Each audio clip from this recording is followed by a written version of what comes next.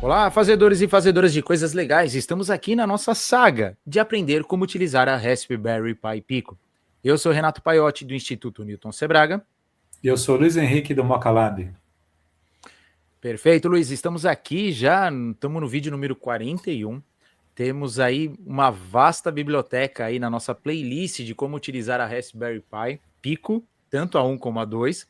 E eu estava dando uma vasculhada aqui na documentação e vi que a Pi Pico tem um negócio chamado de PIO, P-I-O. Já sei o que é GPIO, que nós já utilizamos várias vezes, mas o que é PIO, PIO? É o I/O programável da Raspberry Pi Pico. Você pode Então, programar uma função em determinado pinos, né, em todos os pinos, na realidade, mas você pode definir um pino para trabalhar de uma certa maneira que você quer. Então, seria como ter um poder de processamento no pino. Então, seria um pino programável. e a gente já não faz isso, por exemplo, no GPIO, eu programo o que cada pino tem que fazer. O que difere o GPIO do PIO nesse caso?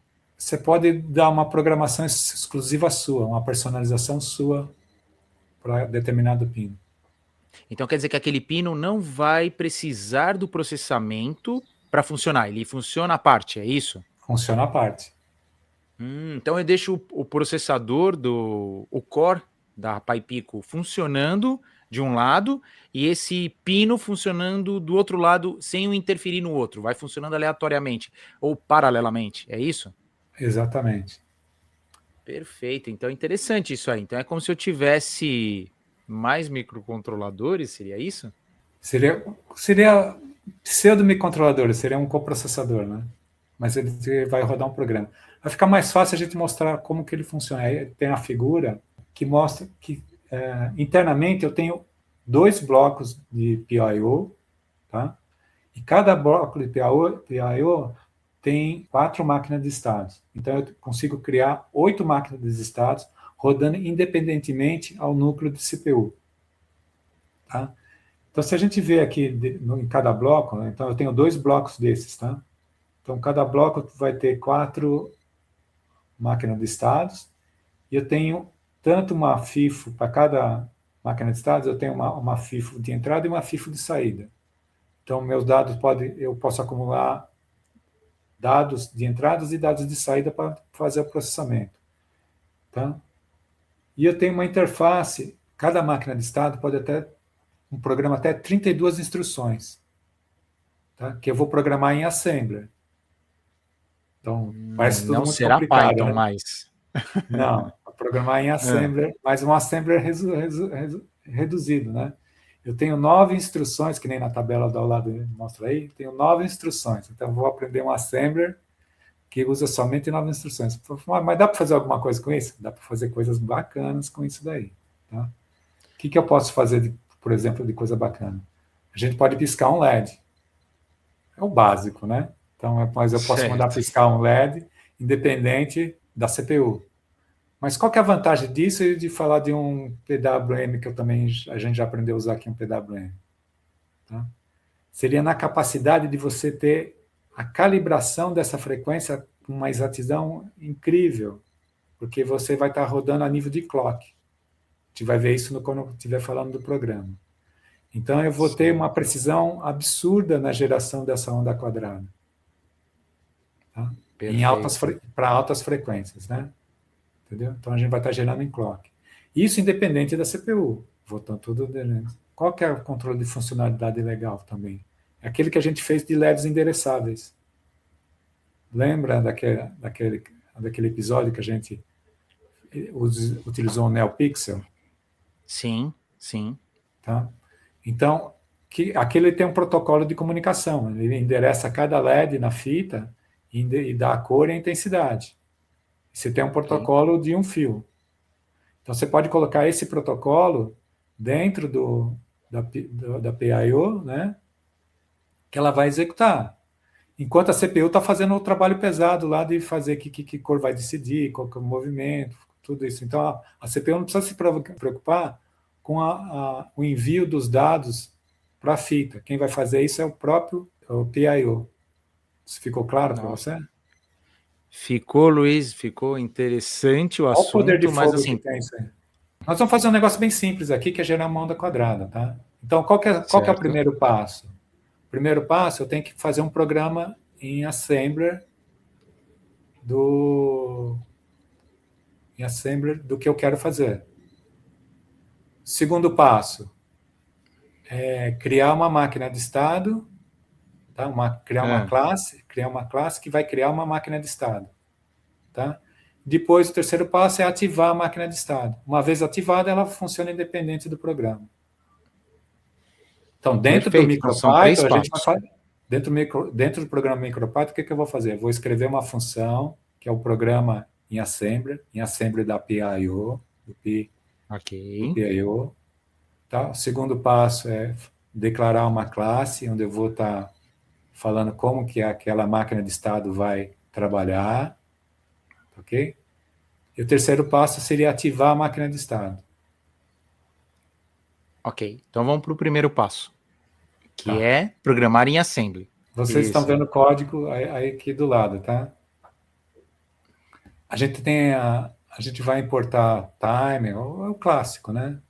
A gente vai importar RP2 que está relacionado à funcionalidade aqui da máquina de estado, do GP, do PIO, tá? Então, eu Certo. faço as minhas importações, tá?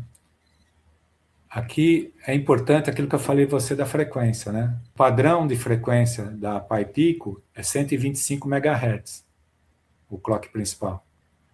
E eu posso trabalhar com 133, que seria turbo.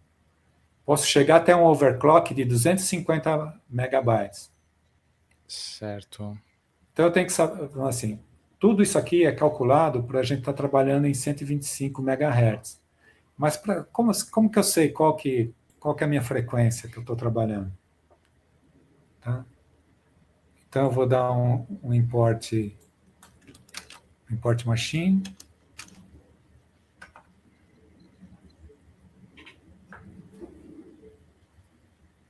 Você importou a biblioteca Machine para PyPico. E vou imprimir a frequência que ela está. Nada como uma colinha. Vamos ver qual a frequência. 125. 125 MHz. Ok? Certo. Uhum. A gente tem Perfeito. comandos para. Não vou mostrar aqui agora, mas a gente tem comandos para poder alterar essa frequência. Mesmo via o programa do Python, a gente pode alterar essa frequência, colocar um turbo aí de 255 MHz. Ele trabalha, pode ser instalado. Algumas placas funcionam, outras não, né? Mas isso aqui é só um capítulo à parte. Mas tudo vai estar baseado nessa frequência de 125 MHz, tá? Tá ok. Próximos vídeos a gente vê como turbinar. Por enquanto, vamos lá criar o nosso Acende LED com PIO. Se você colocou lá 125 MHz, agora qual é o próximo passo? Então, o próximo passo é criar o programa em Assembly, né? Que ele vai estar dentro de uma função. Tá? Certo. Então, nós definimos a função blinking aqui. E eu vou escrever o programa em Assembly. Então, essa instrução aqui está falando que eu estou inicializando meu programa daqui para baixo, vai ser em Assembly da PIO. A definição do pino, né, que eu estou setando o pino para low. Então, ele vai começar com o nosso pino que eu quero programar para low. Nós vamos usar o pino 25, que é o pino interno do LED da PyPico, né? O pino interno da PyPico é GP25. Então, aqui eu escrevi um programinha simples, né? Ó, aqui é o início do loop, essa instrução. Então, tudo que tiver aqui vai estar dentro de um loop. Desse ROP. Ok. Tá? Ele vai acender o LED com essa instrução e vai dar uma instrução de NOP. Cada NOP é um No Operation, tá? E lembrando que aqui eu vou ter de 0 a 31 repetições, né? Repetição 0, repetição 1, repetição 2. Vou ter 32 repetições, de 0 a 31, 32. Então, essa instrução, estou somando todas essas repetições aqui. Tá? Certo. Aí eu vou setar o pino, vou desligar o pino. Vou ter mais um outro tanto de recepções aqui. E aqui eu tenho o meu final do loop. Então, o loop vai gerar um sinal de onda quadrada aqui. Então, essa foi na definição da nossa função blink. Tá ok? Perfeito. Tá, agora eu vou criar minha máquina de estado. Então, é a posição 2. Criar a máquina de Certo. estado. Tá? Então, Uma tem a classe. instrução. Aqui é o ID, que é ID 0, então eu estou usando a máquina de estado 0. Ok. Tá? Esse blink aí E vai chama a chamar a função lá de função cima. blink. Tá? E qual a frequência que eu vou estar rodando essa máquina de estado?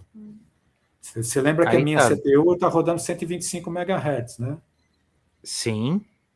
Aqui eu posso rodar 125 MHz também. Então, cada instrução Ah, seria um ciclo de máquina. Ok? Então, tá claro? ok. Nesse E esse caso, nós estamos 2 usando a underline. menor frequência que a gente vai conseguir é em torno de 2 kHz. Tá, e esse underline justifica aí para substituir a vírgula ou ponto, é isso? Exatamente. Fica mais fácil de Ah, visualizar, né? Que a gente poder estar ok. trabalhando a 2 MHz, né?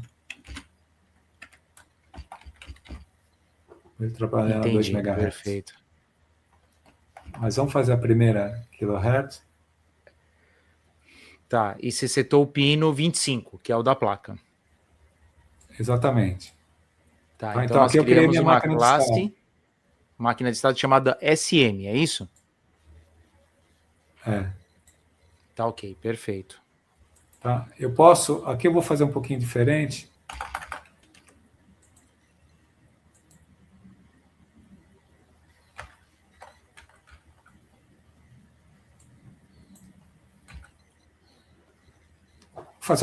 Aqui eu vou fazer um pouquinho diferente aqui. Eu vou colocar o programa principal que ele tá rodando um timer aqui e nós vamos rodar o programa. Tá vendo? Nós fizemos a operação 1, que foi definir o programa em Assembler.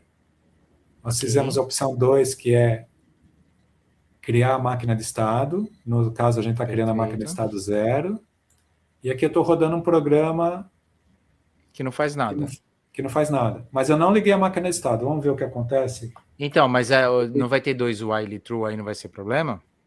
Não, porque ele nunca vai passar para o segundo while, né? Enquanto tiver o primeiro. Ah, então tá. Então, peraí. Você vai salvar, mandar, e a máquina não deveria fazer nada, em teoria. Exatamente. Vou dar o play aqui. Não aconteceu nada. Ok, Ok? não tá acontecendo nada.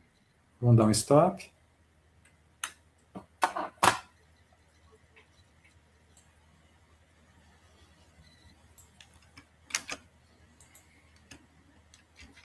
Vamos ativar a Ah, você vai máquina colocar agora. fora do while. Peraí. Vai lá, salve e manda. Eu vou ativar, antes de entrar no while, eu vou ativar. Perfeito. Tá piscando sem depender do conteúdo que tá no while.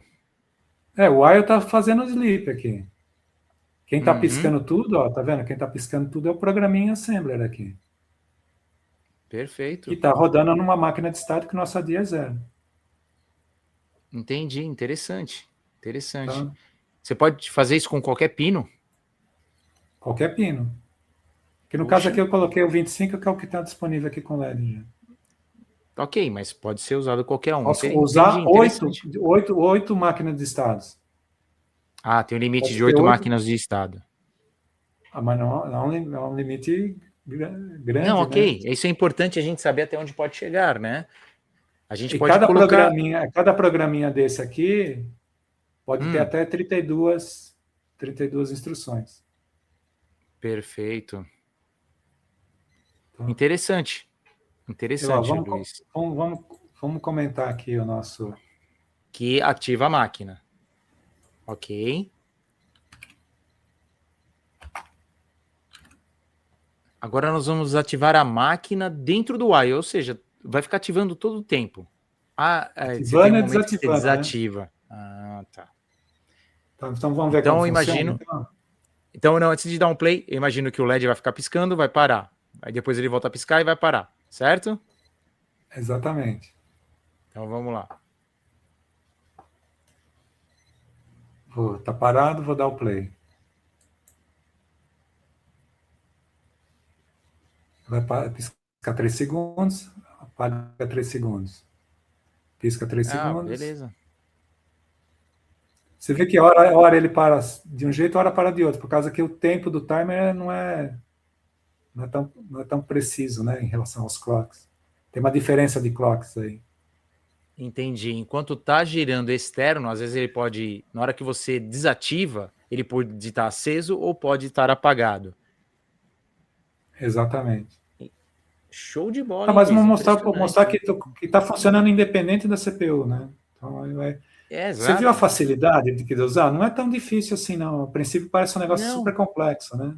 Entendi como criar uma máquina de estado. É uma ferramenta poderosa você não precisar reservar o espaço da rotina do microcontrolador para gerenciar algo mais. Você me falou que são 8 PIOs que podem ser, 8 PIOs não, 8 máquinas de estados que podem ser criadas e elas trabalharem independente. Isso é fato.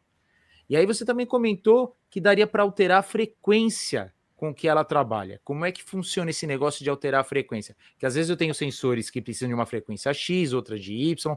Como é que altera isso aí? Então, eu mostrei para você que o nosso computador, nossa CPU está rodando a 125 MHz. Certo. Tá? Então, se eu colocar 125 MHz aqui na frequência da máquina de estado, vai ser o que cada instrução da máquina de estado vai estar rodando. No caso aqui, a gente escolheu 2 kHz. Ele vai dar aproximadamente 2 kHz, tá? Tem algumas tudo em função do clock principal da CPU, né? Certo. Então, aqui eu estou em 2 kHz por instrução. Dentro do nosso programa, se a gente der um executar aqui agora, a gente vai ver ele piscando numa determinada frequência. Perfeito. Tá? Agora, o que eu vou fazer? Eu vou parar o programa. A hora que eu paro o programa, para a máquina de estado também. Tá? E eu vou alterar a frequência aqui para 4 kHz. E vou dar outro play. Você viu que ele Bem dobrou. mais rápido. Bem mais rápido.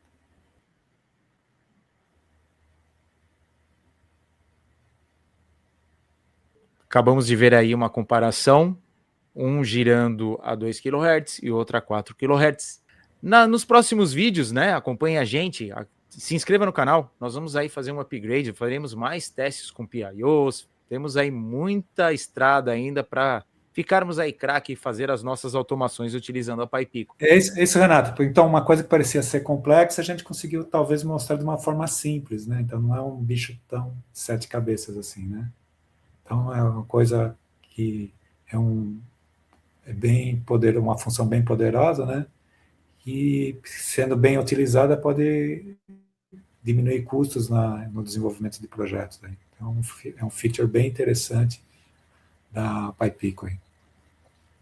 Perfeito, Ficamos Luiz. por aqui, espero que todos tenham gostado e vejam os outros vídeos na nossa playlist.